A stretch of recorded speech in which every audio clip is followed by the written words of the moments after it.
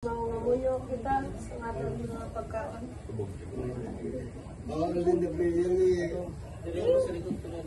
Runter si Kikay.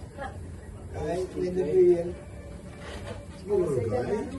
Pangalan sa amay na. In the name of the Father, the Son, and the Holy Spirit. Amen.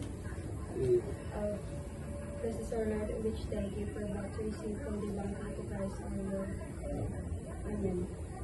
Lord, before kami magkaon, gusto magpasalamat sa una sa imo kay kin obram mo, kin patigayon gid na kami tanan magtilipon sa singa adlaw kag safe ang tanan sa pagbiyahe pakadto diri sa Barata. And especially man kay Mama Tata kag kay Tita Nene nga isuporta sa amon kag sila gid nagpatigayon nga padayon ang ili nga event. Gapasalamat man ako nga ang kay Lolo kag kay Lola nga silang rason ko nga man nga nagpilipon kami tanan kag sa gihapon okay pang ilang health kag gabay pa nga sa sunod naman nga tuig matabo naman ini nga event nagpilipon-tipon.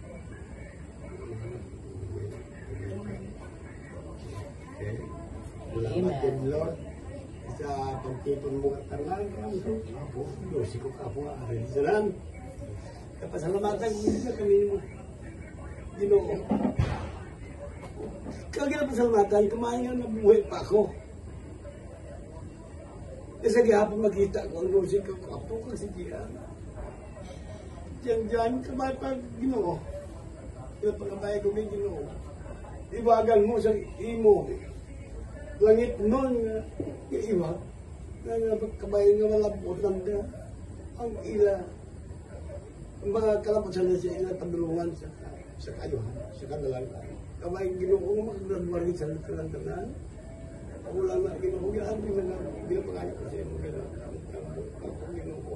Maligid ang aming lapuhan. Ilabinagit ang aming mga kabataan. Kung nagahimakas.